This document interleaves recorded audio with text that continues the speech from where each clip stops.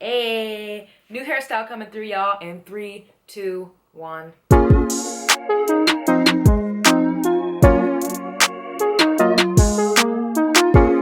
Hey, what's up, guys? I'm Kiya Boyd, and welcome back to my channel. Nice to see you all again. You guys already know what I'm going with when I move my hands so often, so this is nothing new. I thought I should make a video telling y'all the things that maybe you know, maybe you don't know about Korea, but these are definitely things that they don't tell you before you come to Korea. And I know you've watched maybe several videos on this particular topic, but I think I should give my opinion on this as well. So the first on my list is definitely going to be cults. So if you guys know or if you guys don't know, I didn't even know like this was a thing in Korea with like all the cults and the religion and stuff. I am from the Christianity faith, and in Korea, it seems like Christianity is like to the extreme here. These particular people in Korea are a little cuckoo for Cocoa Puffs. Just so many freaking churches. I don't even want to get into the names of them because I don't want a defamation lawsuit. I've been to a couple of like culty feeling churches, and needless to say, I haven't been back. Like I don't even want to go into it because I still feel traumatized.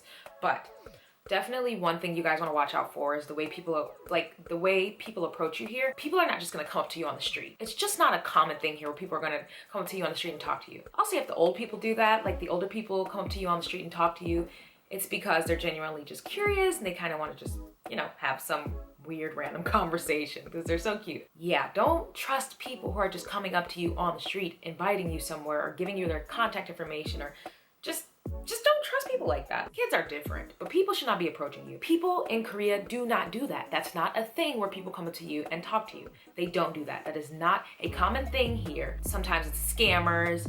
Jesus, it's just like something. There's a lot of scammers here too, which I didn't even know until recently, but like watch out for that. There's so many freaking scammers. Guys ain't trying to come up to you on the street to talk to you. They don't do that here. So watch out for that too. If any guy coming up to you on the street to talk to you, run, girl. Run. Take your little legs and start to running. Get to running, because he don't have good intentions. Girls too. Watch them, y'all. Watch them. The next thing I would say, people don't tell you, actually what I didn't know until I got here, and I'm really upset about it, is that the water quality is very questionable. It's because usually what they tell you is that, oh, Korean water is safe to drink, like the tap water and stuff like that. Like you don't have to worry, it's clean and stuff like that. I say it's questionable because I can't just say it's bad, I can't just say it's good, but it is questionable because why does everybody drink from bottled water? Like everybody drinks from bottled water. Even in like restaurants and stuff like that, most of the time you have to pay for your water. That's another thing. Water is not free here.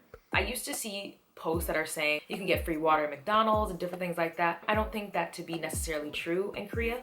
It could be depending on where you are, but water is not free here. Water is not free, and it is very questionable. Let me tell y'all, that water, I don't know what's in it, but it got some problems. I started to have a lot of problems with my skin. Would say like it became more flaky and like itchy, and I was just having all types of like crazy skin problems. I would wash my hair when I first got here, and I would notice it was kind of falling out and getting thinner and like brittle and stuff like that. And then as time went on, I would keep washing it in this water, and I remember my hair going from like down here to like all the way up here, and I just could not understand why. Only 2 years ago, not that long ago, I invested in a shower filter because eventually I realized, hey, it's the water. It's not just what I'm eating.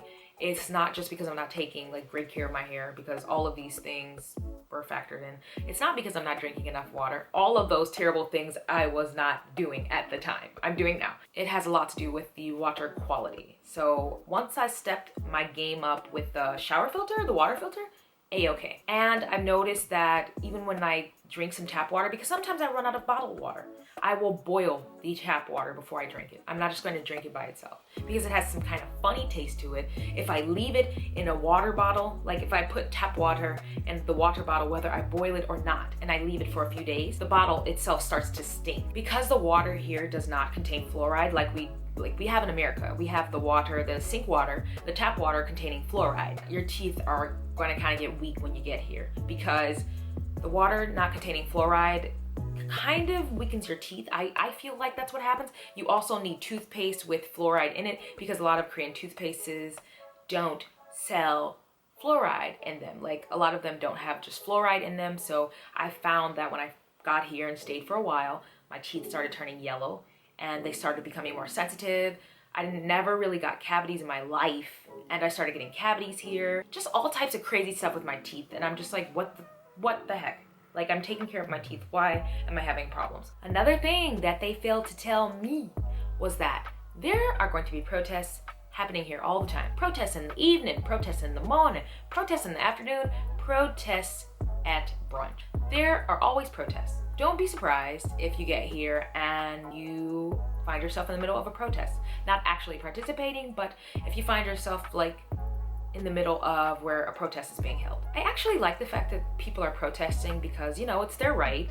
And I feel like more and more people are starting to be like, hey, like, let's stand up for this, let's stand up for that. If you are a foreigner, apparently I read, it's very dangerous for you to get caught up in a protest, possibly get arrested or deported or who knows.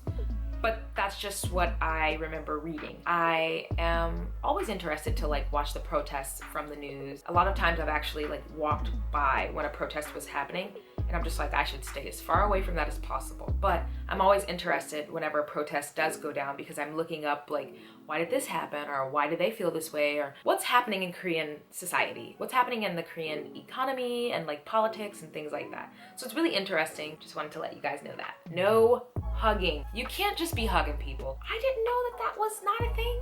I didn't know it was customary to not be hugging people unless you're in a relationship. In America, we're just so used to hugging and we hug people.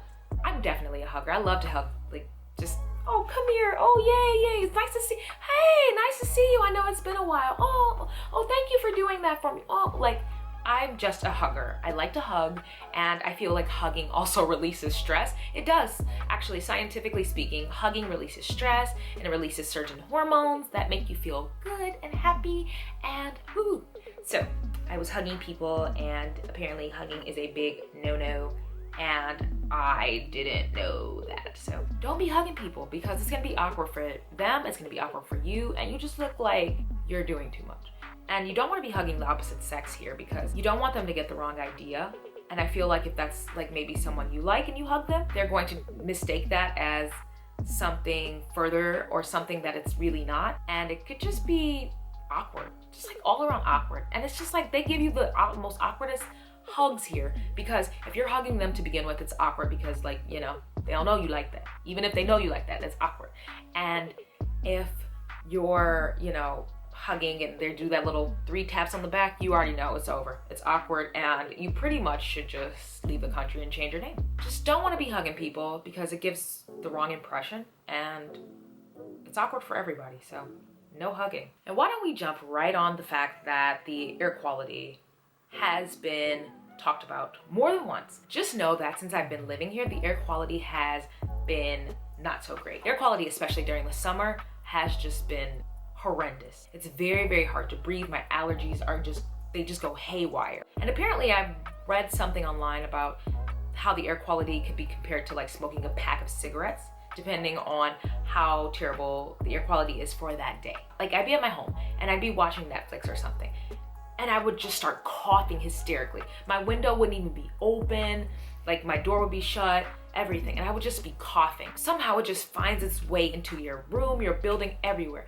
and you really have to be prepared for that. Like if you have allergies, you really have to be careful of this fine dust here. So that fine dust is nothing to be playing around with. It is not a game. You will literally be having the worst coughing fits of your life playing around with that dust. So a lot of times I'll buy like face masks, and not like the cheap black ones that all the celebrities wear because those are nice looking, but those are not very protective. Like dust can straight get through that. But like actual like masks that I get from the pharmacy. And that's crazy to me that I have to keep buying those so frequently because the dust and the air quality here is just not that great. And you can find out the air quality by downloading an app. They'll usually say it on the news, and when it gets really bad, they'll send a text message to your phone explaining how terrible the air quality is. Please, please, please be careful of that. Please be warned of the air quality before you come. Smoking. I know this is in a few people's videos. At this point, it seems like at least 1 out of 3 Koreans smoke. To me, that's what it's starting to feel like because a lot of people smoke here. And I know a lot of Koreans be like, well, a lot of people smoke in America.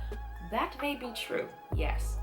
But what I've noticed is by taking a survey from all of the people that I've known so far while living in Korea, it is common that a lot of people smoke when they leave the military. It is also common for there to be a bunch of no smoking signs almost everywhere on the streets in Korea, but yet people smoke everywhere on the streets in Korea. Restaurants, hotels, clubs, oh my goodness, everything is like smoking paradise here. There's definitely a lot more younger people smoking these days, and they're coming out with a lot more of vapor smoke and different things like that. There's a lot more hookah shops popping up everywhere.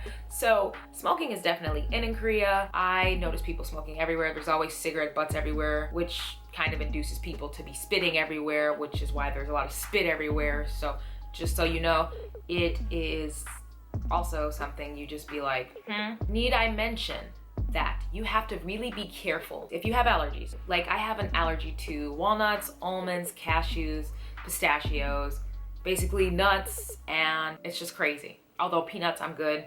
Love peanuts, I can eat those. Every other nut, no, no, no. So be careful of when you get food here, when you buy foods here, because it is said that Korean people actually like write the ingredients on everything that they make, and the ingredients are featured everywhere. But I highly disagree with that, and I only say that because there's been a lot of instances where I'll ask like, hey, is there some kind of nut in here? Or I'll read the ingredients, and I'm not talking about like actual like packaged snacks or like packaged food, things like that. Like, no, you can read the ingredients there, and I'm going to kind of get into that one of these days and explain like exactly what all of these things mean. But I mean like food that they're making, or like coffees and things like that. For example, I went to a coffee shop one day and I ordered a sweet potato latte or a pumpkin latte, it doesn't really matter.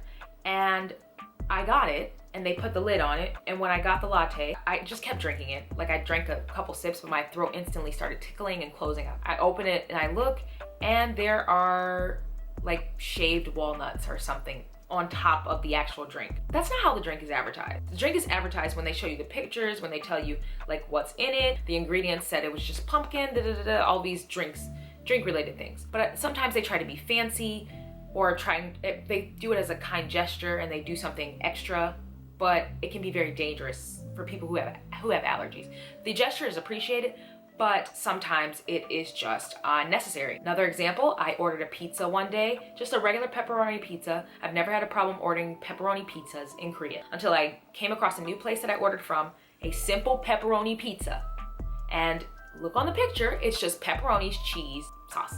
So, pizza gets to my house. There are almonds on top of the pizza as well, all over the pizza. I was livid because pizza here is not cheap.